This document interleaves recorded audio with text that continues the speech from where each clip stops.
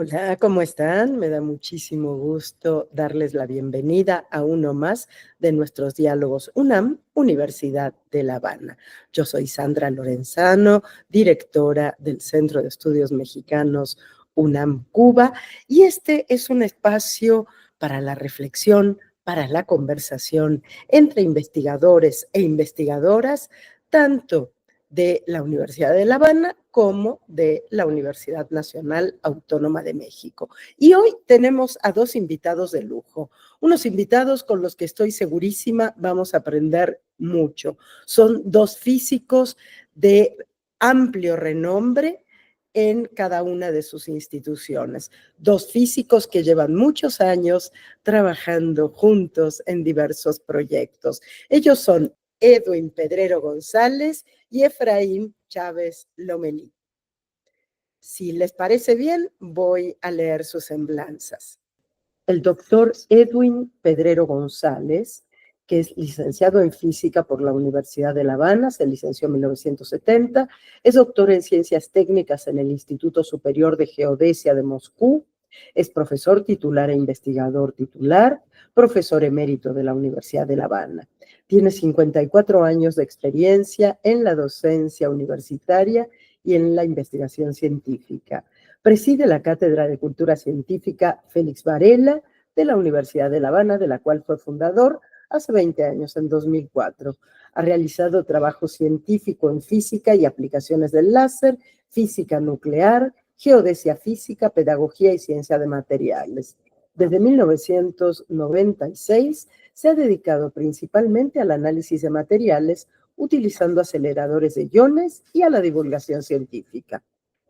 Ha recibido 13 condecoraciones. En 2022 recibió la medalla Frank País de primer grado concedida por el Consejo de Estado de la República de Cuba, máxima distinción que se concede a los trabajadores de la educación en la isla. Ha recibido además 8 premios por su obra académica y es autor principal de 5 libros. Muy bienvenido, querido Edwin. Nos acompaña también Efraín Chávez Lomelí. Por su parte, él es egresado de la Facultad de Ciencias de la UNAM, doctorado en Francia por la Universidad de Estrasburgo y posteriormente por la Universidad de París. Es investigador y profesor de física nuclear del Instituto de Física de la UNAM desde hace más de 40 años.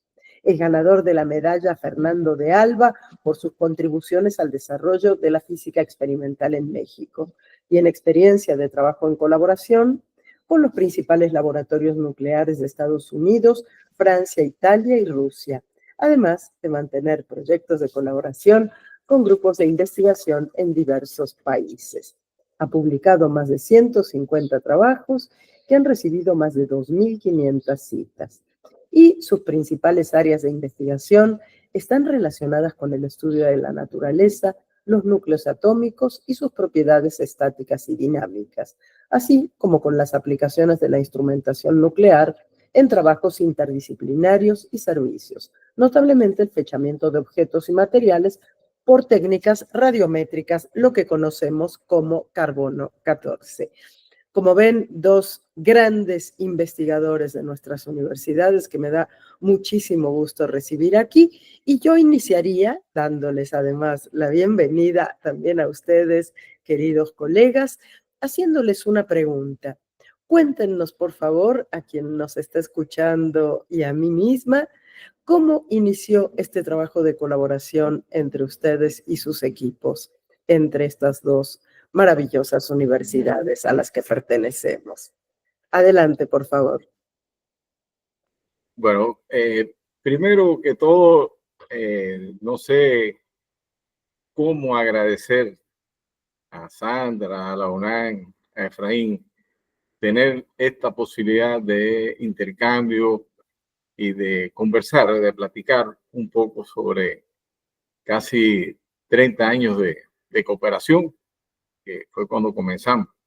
Y ahora vuelven los caminos a encontrarse y a comenzar una nueva etapa.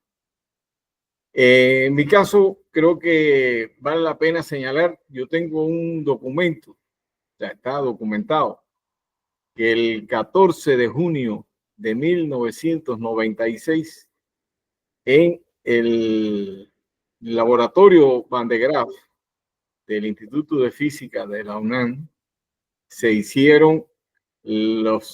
reportaron los primeros las primeras mediciones con haces de iones.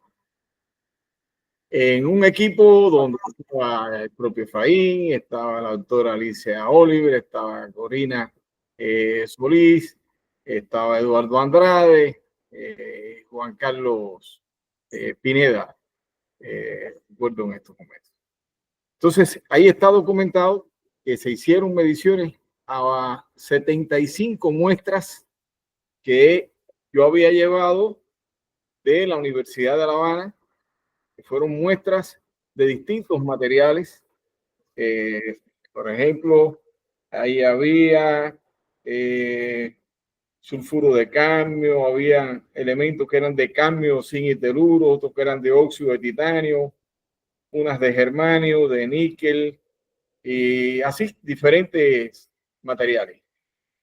Y fue el punto de partida, fueron las primeras mediciones y los primeros procesamientos de datos experimentales de análisis de iones para caracterizar materiales crecidos por investigadores cubanos.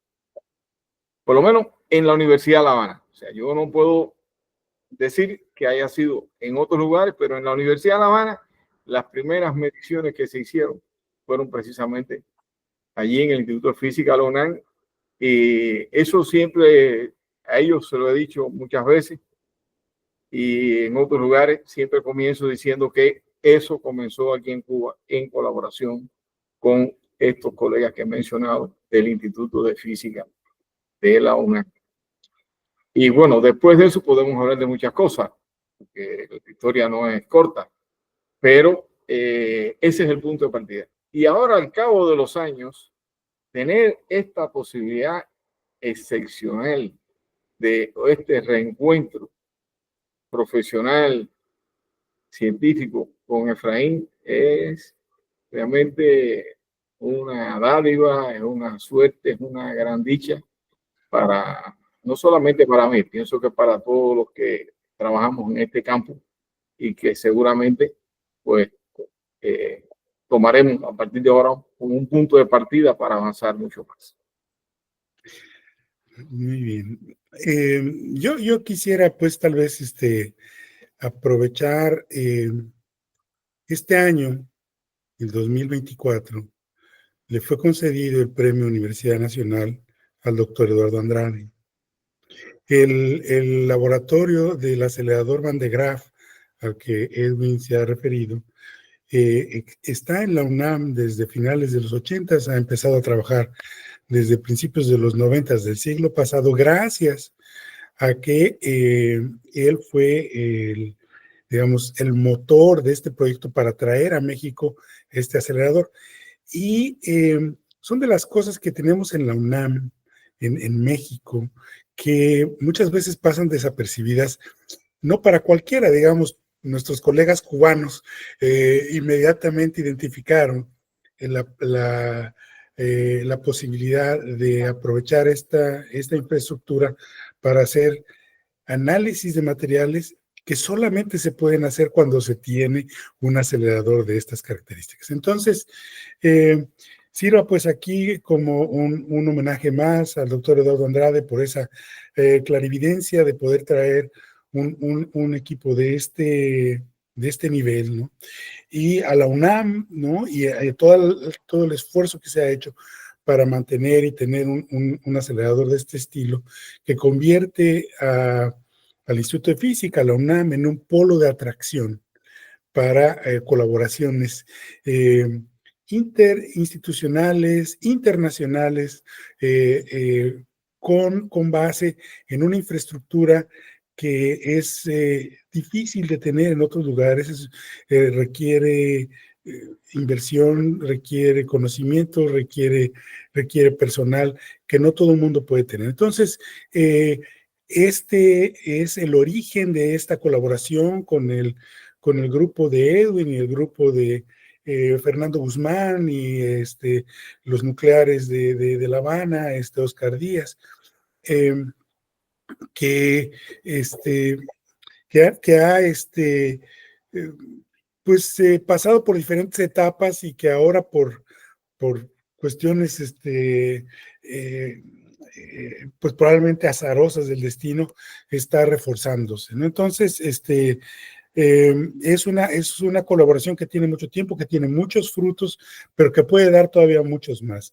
Y yo diría que para la UNAM, pues tiene que llegar en algún momento el reconocimiento de ser en realidad ese polo de atracción que muchos pensadores se imaginaron que podía ser, ¿no? Desde el principio de la creación de la propia universidad. Lo es, y lo es con base en su gente, en sus académicos, en su equipo, ¿no? Y esta colaboración que tenemos, entrañable con nuestros amigos cubanos, es una muestra de ello, ¿no? Y como dice Edwin, hay más, hay mucho más. En términos de construcción del conocimiento, de avance del conocimiento, ¿en qué consiste en sentido estricto esta colaboración? ¿Cuál es la riqueza de esta colaboración y qué hemos construido juntos?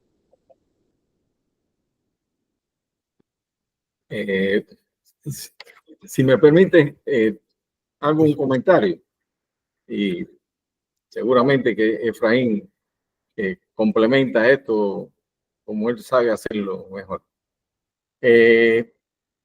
Nosotros, ante todo, estamos buscando resolver problemas científicos.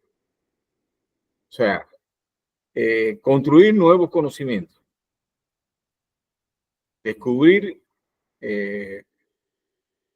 propiedades y estructura que tienen algunos materiales que se están creando en los laboratorios y que por tanto los investigadores piensan que están obteniendo un material con determinadas características, pero eso, como dice un personaje del animado cubano muy famoso que se llama Elpidio Valdés, dice, eso habría que verlo, compadre. O sea, uno piensa que está obteniendo un material, pero hay que medir para constatar si efectivamente tienes eso o no. Y esto es importante porque si no, los investigadores que crecen nuevos materiales, y dicho sea de paso, los nuevos materiales están entre los factores que condicionan esta etapa de desarrollo de la humanidad que es llamada la cuarta revolución industrial o economía 4.0, que se basa en diferentes tecnologías muy avanzadas como son las nanotecnologías, como toda la cuestión de la informática, pero también están ahí, subyace los nuevos materiales. Y entonces, esos materiales tienen que ser estudiados y se usan muchas técnicas, pero hay algunas propiedades, como decía Efraín, hay algunas características que no hay otra técnica más apropiada que los aceleradores de iones para estudiar. Por ejemplo, cómo determinar cuál es la composición química de un material en una profundidad, digamos, de alrededor de una micra, determinar ese perfil sin destruir la muestra. Ahí estas técnicas son imprescindibles. Yo recuerdo, y siempre lo comento con los colegas y los alumnos, los distintos cursos, que una de las primeras evidencias del poder de estas técnicas fue que allá en el año 96, cuando hicimos aquellas mediciones, de momento en unas muestras aparecía un elemento inesperado. Un elemento que nadie sabía, que no tenía por qué estar ahí, pero estaba ahí. Me acuerdo que allí enseguida me dijeron, oye, aquí tienen wolframio. No, pero esa muestra no tiene wolframio, pues tiene wolframio. Cuando vine aquí, le dije a la investigadora que me había dado las muestras tienen esta contaminación con wolframio. Ella me dijo, no puede ser. Le digo, sí, mira aquí. Y me dijo, es que cuando crecíamos esas muestras de germanio y de níquel, eran un bote de que tenía Wolfram. Entonces, esa medición sirvió para los investigadores corregir su método de crecimiento, para mejorarlo, para perfeccionarlo. O sea, ese es básicamente, por lo menos desde mi punto de vista, lo que nosotros hacemos. ¿Sí? Darle una información a los investigadores que entonces encuentran que ahí hay algo que ellos no ni sospechaban. Otro encontró que había una interfase que para él era desconocida. Después, cuando hurgamos o buscaron ellos mismos, encontraron que 3 meses antes había sido reportada en la literatura que existía esa interfaz. Otras cosas que se suponen que deben ser de una manera, pero cuando uno profundiza, realmente se encuentra con que el material es diferente y no es uniforme, por ejemplo, sino que un elemento químico tiene mayor concentración hacia la profundidad desde la superficie y otro disminuye. Entonces, cosas que no se esperan, pero que salen con las mediciones. Ese tipo de resultado científico imprescindible es, por lo menos en mi manera de ver las cosas, en mi óptica, usándolo un poco, si se quiere, de una manera instrumental, de una manera pragmática, buscando una solución práctica, lo que estamos buscando con este acercamiento. Sí, yo creo que es muy claro, como Edwin nos comenta, este tipo de avances que pueden ser difíciles de entender para la gente común, la gente de la calle, pero lo que significan es que en este caso, el grupo de académicos, de especialistas cubanos, son propietarios de una información eh, que, que, no se, que no sería de ellos, que no estaría disponible para su país si no fuera porque hay todo este esfuerzo. Entonces, el hecho de que lo hagamos conjuntamente, o sea, que tengamos esta capacidad de entre el grupo cubano y el grupo mexicano, la UNAM, conseguir esta información única, ¿no? Original, ¿no? Pues es algo que apunta en muchas de las direcciones que yo creo que a todos nos gusta oír, ¿no? Soberanía, autonomía, independencia, crecimiento. Todo esto, ¿por qué? Porque pues igual se hubieran a lo mejor podido enviar las muestras a Alemania o a Japón, pero no hubiera regresado toda la información necesariamente, no hubiera sido nunca lo mismo. Y de esta manera nosotros estamos en la posibilidad de tomar la dirección que nosotros decidamos para dónde queremos ir, porque somos dueños de nuestras muestras, de nuestros proyectos, de nuestras ideas, de nuestra instrumentación, de nuestros datos. Es decir, todo esto es infinitamente rico. El ejemplo de los materiales que nos propone Edwin es un ejemplo concreto de algo que se ha hecho, que se sigue haciendo, que se está haciendo y que se va a seguir haciendo. Pero, como digo, pues el potencial es enorme y mientras haya ideas y haya conocimiento y voluntad, no es nada más la Universidad de La Habana y la UNAM, o sea, son dos países, ¿no? Yo siento que esto es mucho más grande que nosotros y que yo siento que solamente a mí lo que me toca es poner un granito de arena, acaso decir que sí, ¿no? Ya, esto. Me gusta mucho esto que están diciendo y pienso que valdría la pena quizás que profundizáramos un poquito en cuál es la situación de la ciencia en este momento en América Latina. ¿Cómo lo están viendo? Efraín, ¿qué ves tú? Bueno, es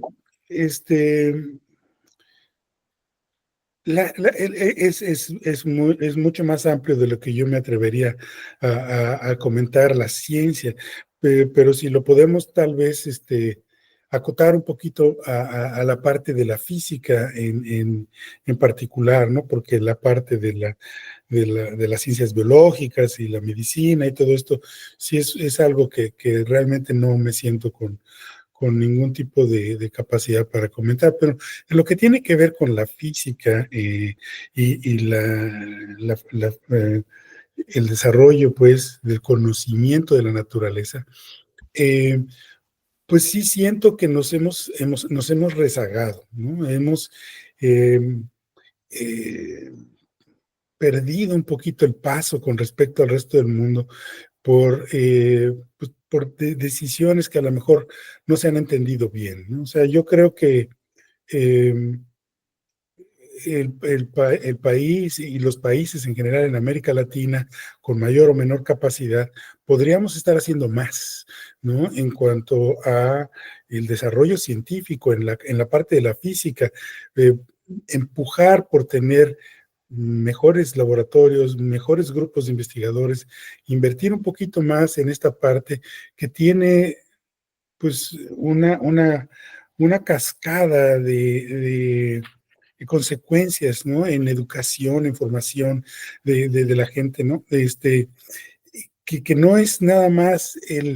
si el material es un mejor conductor o no, sino todo lo que viene alrededor, ¿no? La formación de la gente, la disciplina. Entonces yo sí creo que nos hemos quedado un poquito atrás como eh, si es que hay una identidad como países latinoamericanos, ¿no? Creo que nos hemos quedado un poquito atrás con respecto a otros grupos, ¿no? Y, y creo que sí es muy importante la reflexión que nos invitas a hacer de si pudiéramos hacer un poquito más, ¿no? Creo que eso sería maravilloso, sí. Edwin, ¿quieres agregar algo a esta reflexión? Bueno, yo qué podría, quizás, digamos, interesante comentar relacionado con esto. Primero coincido con lo que dice Efraín, es una realidad. Yo tampoco soy especialista en cuestiones, digamos, de la física en general, no de la física, de la ciencia, hablar de ese punto de vista muy amplio, pero sí, como otros investigadores, tengo conocimiento y experiencia de cosas que se han podido lograr gracias a la integración o a la cooperación y es mucho más lo que podemos lograr. Recuerdo que por azares de la vida y las dificultades, digamos, para la misma movilidad y coyuntura que se presentaron, después de haber comenzado a trabajar con los colegas de la UMAN, se nos abrió la posibilidad del financiamiento para la movilidad en Brasil, pero allí fue donde pudimos realmente trabajar hasta años recientes con universidades que tienen este tipo de máquinas, este tipo de equipos de aceleración y muchos grupos y colegas se beneficiaron con esa colaboración de ambas partes. Y en perspectiva hay cosas que se pueden lograr. Por ejemplo, estamos llamados, por decir de alguna forma, invitados, convocados a integrarnos en una especie de clúster con el Instituto Unificado de Investigaciones Nucleares, donde está Efraín ahora. En su perspectiva de la actividad de internacionalización, ellos están proponiendo entre el 2024 y el 2030 pasar a una especie de regionalización. Y entonces, con los países que están colaborando de alguna forma con el Instituto Unificado de Investigaciones Nucleares, hacer un clúster en Asia, digamos, Vietnam y otros países, en África con Egipto, Sudáfrica, otros países, y aquí en América Latina con México, Brasil, Chile y Argentina y Cuba, ¿no? Son los países que están relacionados con el instituto este de Dunna. Pero más allá de eso, creo que de verdad las relaciones son entre personas y dar pasos hacia esa integración desde el espacio, desde el ángulo o el lugar modesto, pequeño que tiene cada uno, me parece que es importante. Por lo menos sentimos que eso es posible. Aquí tuvimos la posibilidad de tener en el mes de agosto de vacaciones, de momento, Efraín, que iba de México para Rusia, dijo, oh, hago paro en La Habana. Y yo decía, bueno, le decía a los colegas, ahora Efraín va a hacer una escala en La Habana. No, escala, no, es que no hay ningún vuelo que vaya de México a escala en La Habana para Rusia. Él llegó aquí y al otro día tuvimos la suerte de conversar allí, tener una buena plática con Sandra, y después Efraín ese mismo día siguió para Rusia. Es decir, que y eso en vacaciones, lograrlo, no es fácil, porque no es un día normal de trabajo que está todo el mundo ahí en su área universitaria. Las personas, no había nadie por todo esto, pero nos reunimos y nos congregamos unos cuantos para escuchar a Efraín y compartir. Yo creo que hay posibilidades. Y esa pregunta, Sandra, tuya es muy importante, porque hay que mirar con sentido más amplio que el laboratorio de uno, como dice Efraín, si hago este material o hago el otro, o tengo la técnica tal o tengo la técnica más cual. Hay que mirar un poco más. Aquí hay colegas que ahora la semana pasada escuché al profesor de la Facultad de Física, Albeiro Pertón, hablar de una década de experiencia de usar radiación sincrotrónica en Brasil. Fabuloso las cosas que han hecho ellos. Y yo creo que nosotros tenemos que retomar aquello y ahora dar un paso hacia adelante enorme, porque además el equipo que tienen ahí ahora en la UNAM, ese laboratorio de espectrometría de masa con aceleradores, donde está Efraín, que jugó un papel trascendente en esto, donde está Eduardo Andrade, es un equipo, vaya, que es años luz de diferencia positiva, de avance con respecto a aquello que había en el año 96. Realmente, y poder utilizar eso, poder compartirlo, poder trabajar juntos, yo creo que puede ser una gran cosa en el camino de una integración en América Latina. Sí, yo quisiera agregar rápidamente justamente esto, o sea, en el sentido de la pregunta que nos haces, y es a través de las colaboraciones como yo creo que podemos avanzar más rápidamente.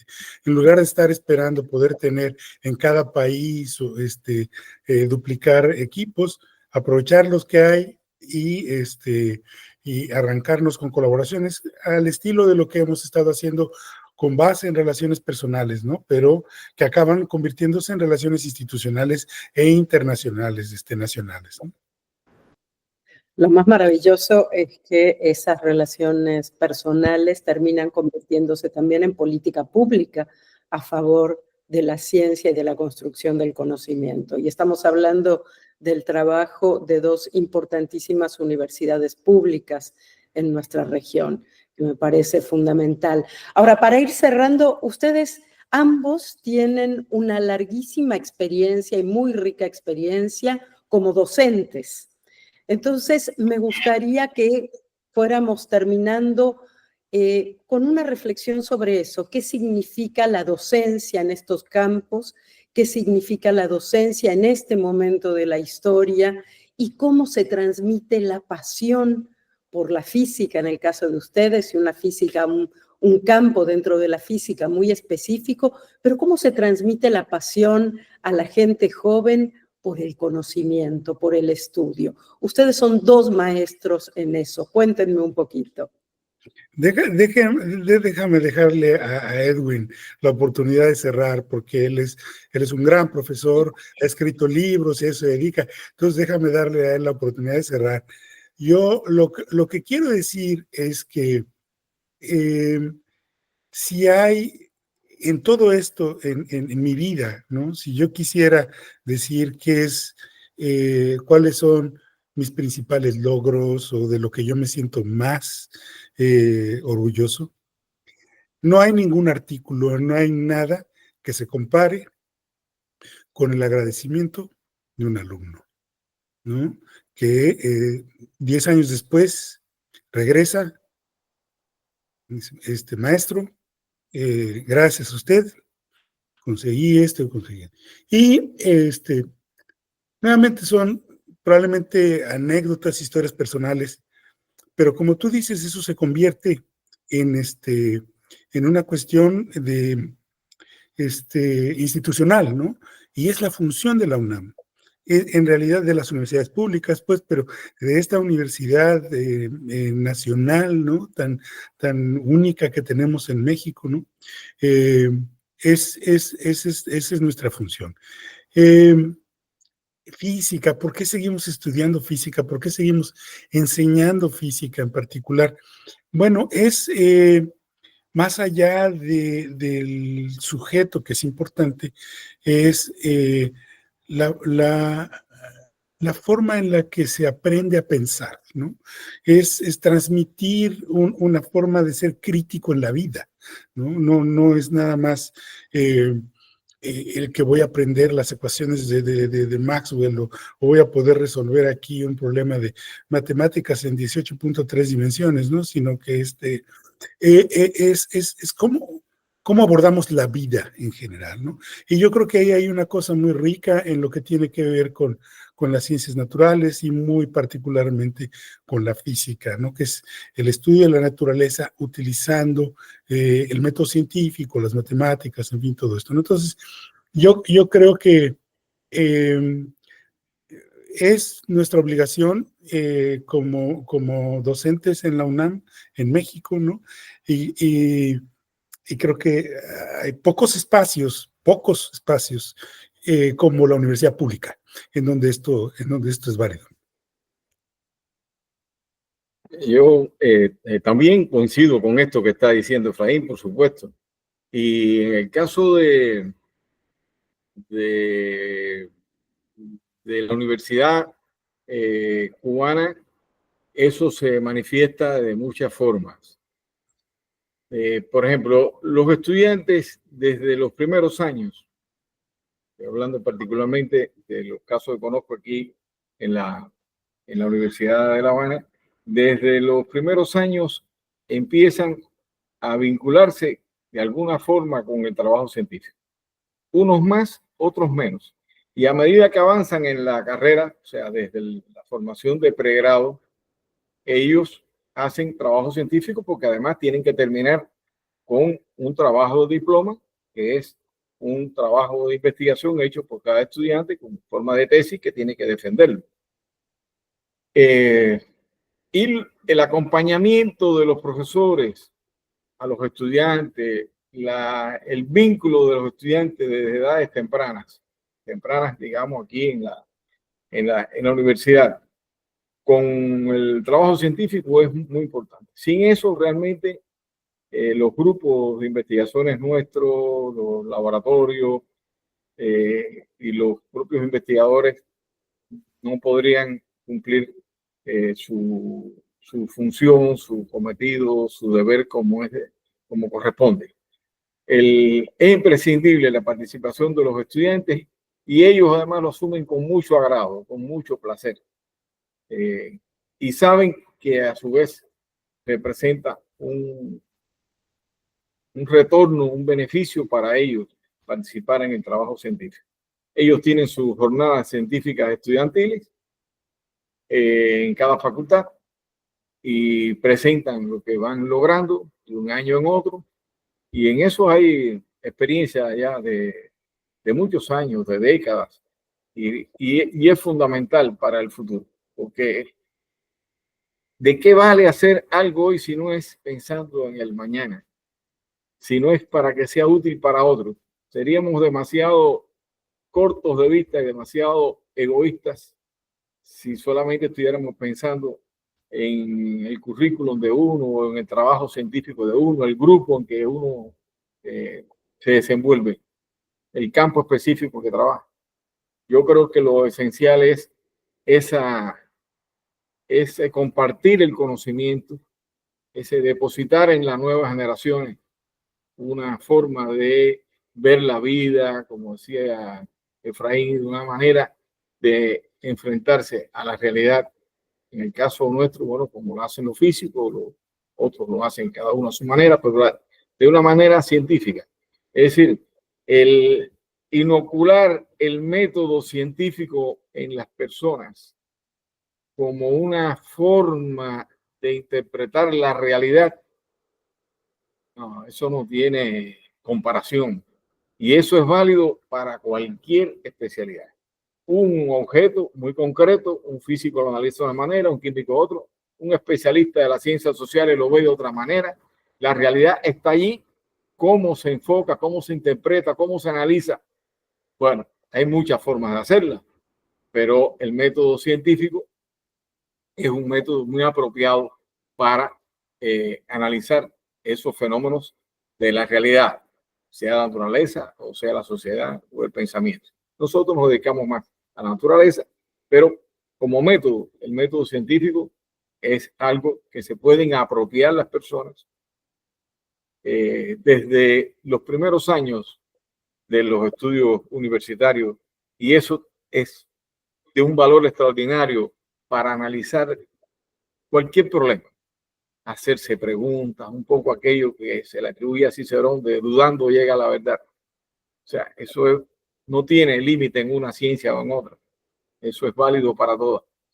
Cómo enfrentar la realidad, cuestionarla, cómo responderla, cómo constatar quién dijo esto y dónde está, buscar las fuentes, buscar las referencias, elevarse, elaborar una teoría, un pensamiento. Todas esas cosas las da la ciencia y eso le es muy natural, es recibido con mucho agrado por los estudiantes, porque ayudarlos también a que puedan encontrar herramientas para pensar mejor es parte muy rica de la vida. Me encanta esto último que planteaste, Edwin. Me encanta esta idea de pensar en lo que hacemos como una apuesta al futuro, porque finalmente estamos haciendo proyectos, investigación, estamos haciendo libros, estamos haciendo gestión para los jóvenes que vienen detrás de nosotros.